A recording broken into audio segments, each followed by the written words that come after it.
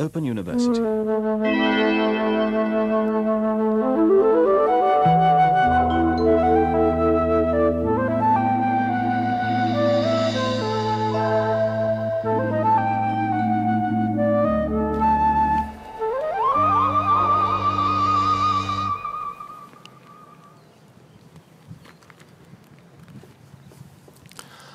Hello, it's your Open University lecturer. Proceeding with caution here because this is a very precarious boat landing platform built on bamboo with some cracked earth and clay, amazing kind of layers of clay, silt sediments from the Mekong River, which you see behind me here. This is part of the shallows around the Mekong River. I'm in Laos. I'm in Vientiane, I think you pronounce it, very soft sedimentary layers of Mekong clay. And yeah, I made a decision to come here. I don't know if this collapses, it'll be an amusing event. Plastic trash. I came here, I was going to go to a Greek island. I think I told you about that. I did mention, though, in a previous broadcast that I had been thinking about maybe coming to this part of the world. I mentioned, in fact, this town, which is a bit of a one-horse town. Laos is a very small country, and this place is... it doesn't feel like a big capital, and when you read about it in advance, everybody says it's a really laid-back place to come to. So I thought, yeah, why don't I go to a place where I can live in a fairly perfectly fine guest house for $10, 10 euros a night, which I found. And instead of going to... The Greek island was going to be even cheaper than this, actually, because it's through friends. I was going to stay in friends' house, which they don't use. They live in Britain.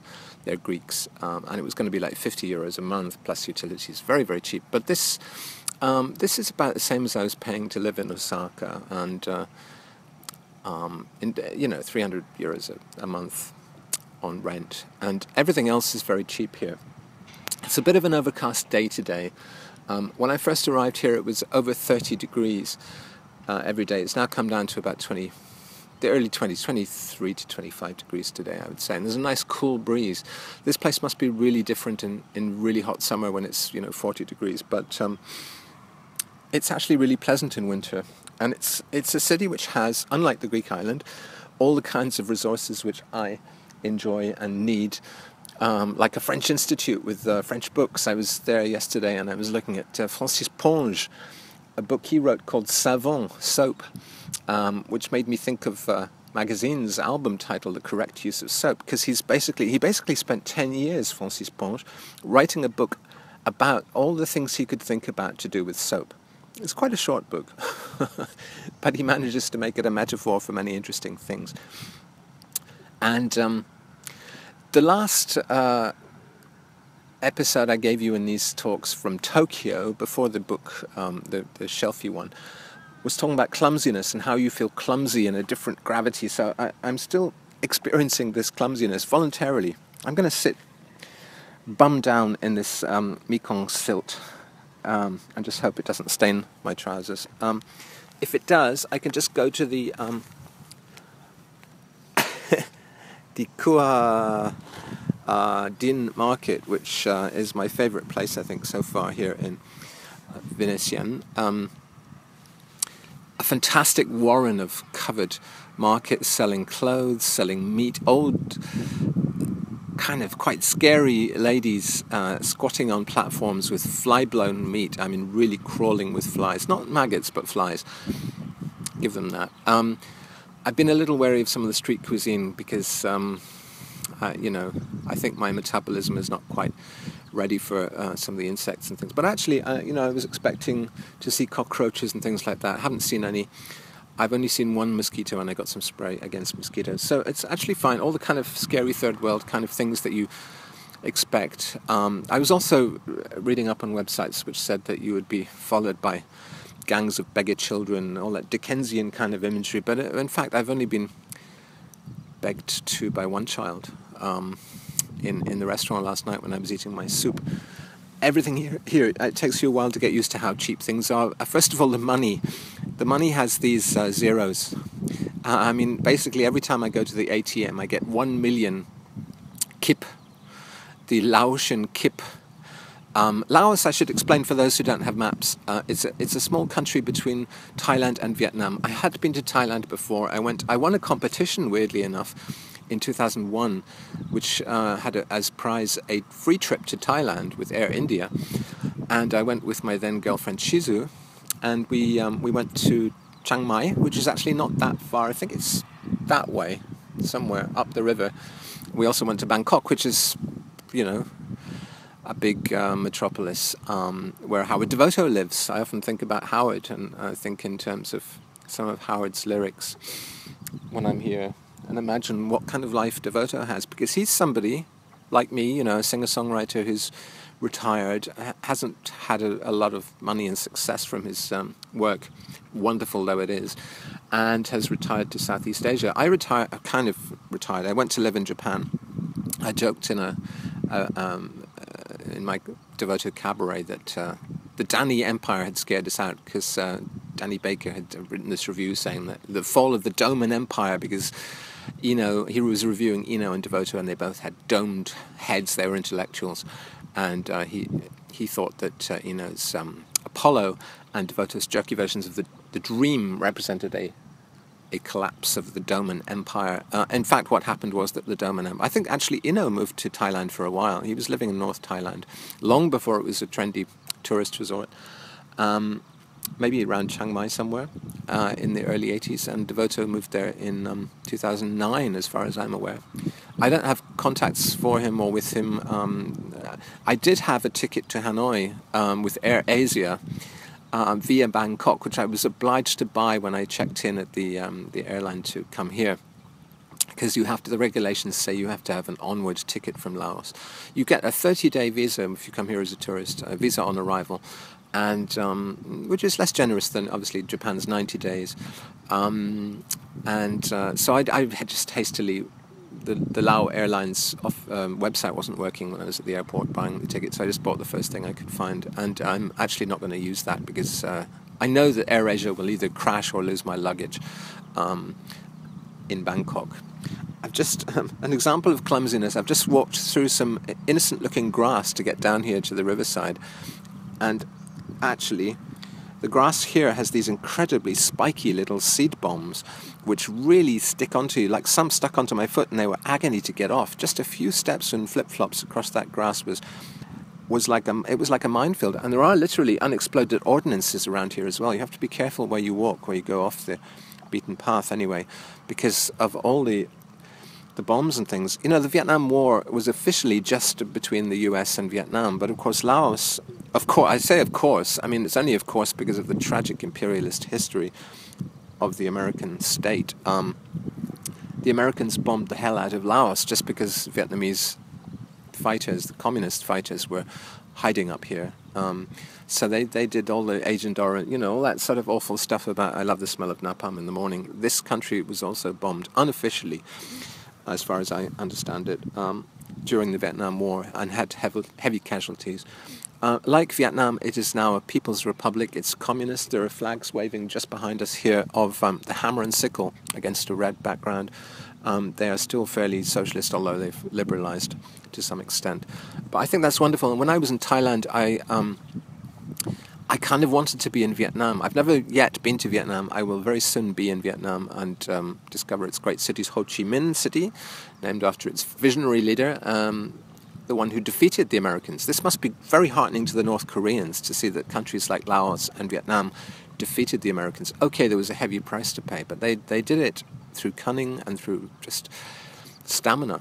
Building underground tunnels, hiding from the bombs, keeping away in the jungles where the Americans didn't.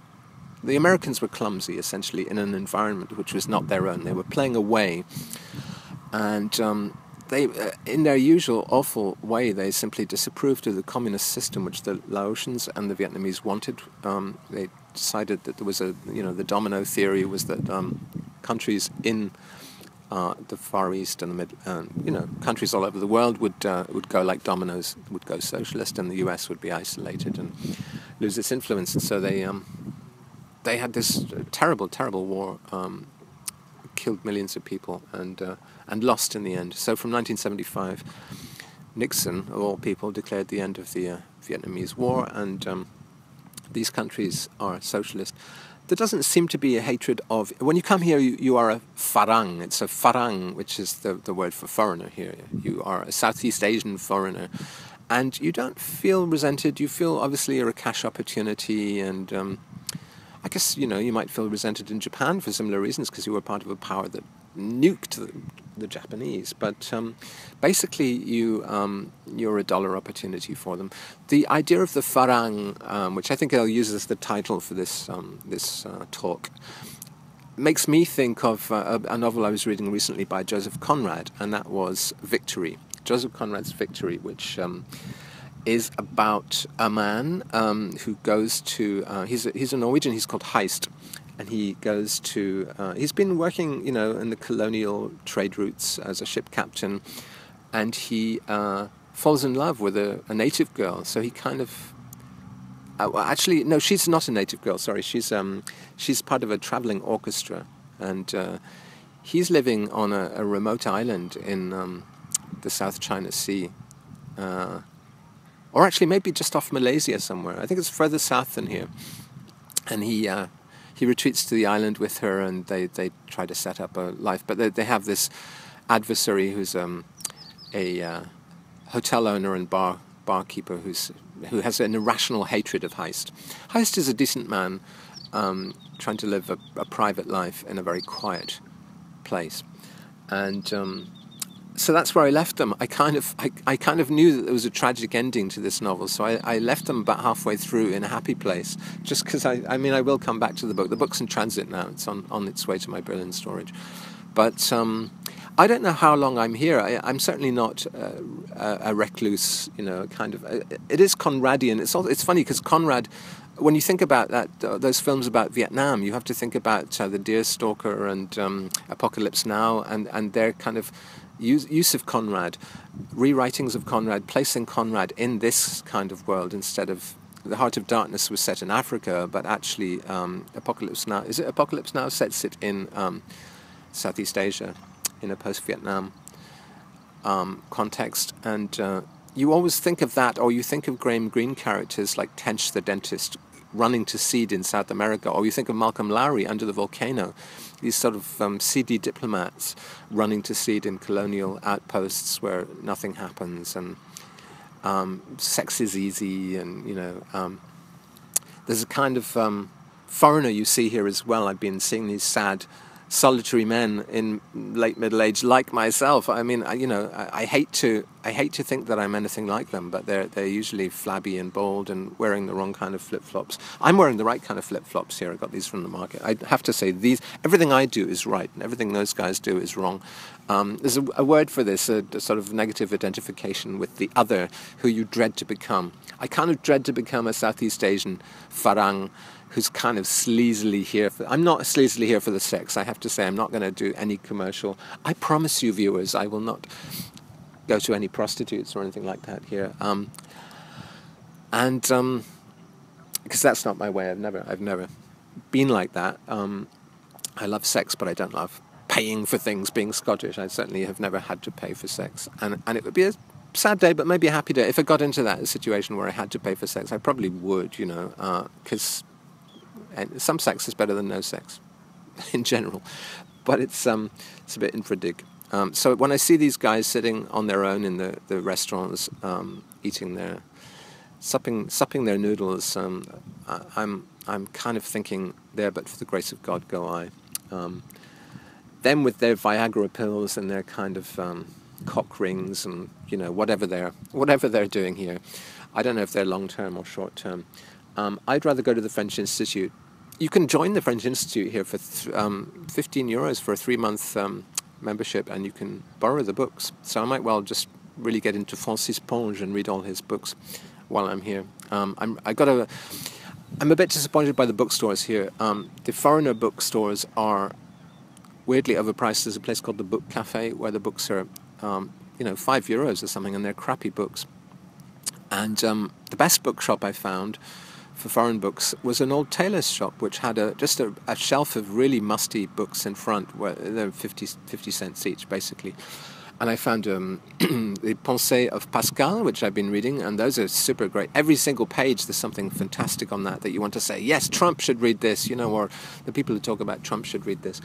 I also got Apuleius, Metamorphosis, which is volume 2, unfortunately, so I had to skip half the story, but it's narrated by a donkey who is actually a man who's been transmuted into a donkey. That's a fantastic read. I love Apuleius. He wrote The Golden Ass as well, which I guess is also about a donkey or an ass. The Mekong River is muddy but not smelly. The weather today is a little overcast, but I think mostly it's been sunny. And I don't know how long I'm here in Southeast Asia. I have, as I've explained before, I have 6 months to kill. And I wasn't possibly going to play a Bowie tribute concert in Alicante in Spain in April, and I was also going to possibly appear at a Sorbonne conference in Paris about Serge Gainsbourg and talk about Gainsbourg's influence in Japan. I've actually cancelled both those events because, you know, to fly to Europe just for that, I can't afford to be in Europe unless I'm working for money, and those were both... I mean, the Bowie thing would have been paid quite well, but the Sorbonne conference, I think, was more for love and glory, love of Gainsbourg. But essentially, I just need to be somewhere cheap for 6 months, and that's what I'm doing here.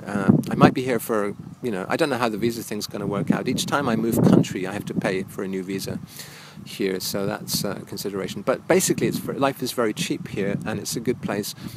And, you know, it's been years I've been promising myself to come. I've been to Thailand, but I haven't ever been to Laos. I haven't ever been to Vietnam. And in theory, you could take land... See, my idea was to come here and take trains everywhere, but there is no fucking train from here to Vietnam. You know, here to Hanoi, there's just these buses, and the bus takes 22 hours and is apparently a nightmare white-knuckle ride. So I'm flying. I don't like flying either. I'm a flaneur of the railway system, but there are countries, unfortunately, underdeveloped countries where they just never had railways or have dismantled them, you know. Here, unfortunately, the one thing I did anticipate was motorbikes making your life hell. Traffic is kind of hell here. Even in this so-called sleepy one-horse town, there's a lot of motorbikes around and crossing roads. For instance, to get into the Kua Din market near the bus station, there's this wide avenue. You get from one part of the market, which is actually quite sort of, I call it junk space in Rem Koolhaas's term. It's sort of air-conditioned marble, pseudo-luxurious. And then you have to cross to the really shitty, i.e. interesting part of the market. And to get across the road, there's a big concrete wall up the middle of the road, quite a busy road. You run to the central reservation, you climb over the concrete wall, which is quite hard in these baggy trousers. Oh, I've still got these little seed bombs on me. And you have to jump over. Everyone else was doing it, so I did it too. But you jump over into moving traffic, and you then have to negotiate your way through the traffic. I remember this from Chiang Mai. There was a ring road around the center of Chiang Mai that was pretty much impossible to cross, unless you just, you know, took your testicles in your hands, squeezed them tightly, and just walked out into the traffic. And of course, it's reactive. It will make routes around you. Hopefully, I live to tell the tale anyway. So yeah, I hate the way also that some people here are rich enough to have SUVs. SUVs have become the standard car all over the world. It's really pathetic. I wish people still rode bicycles here. I hate cars, and I hate the way people use cars, the way people park their cars here. Where there is a pavement, people park their bloody SUVs on it, and it's impossible to squeeze around, and therefore you have to walk on the road with all the motorbikes. I mean, I really hate that. And I think I'm anticipating that being even worse in cities like Hanoi. But let's wait and see, and I'll report to you when I have something new to say. But for the time being, I'm going to clumsily and carefully walk across this very fragile boat launch back to my hotel and put this video together for you, because I know that you're curious about where I was, whether I was on the Greek island yet. So this is my continuing narrative of myself, myself covered with sticky seed bombs. Open University.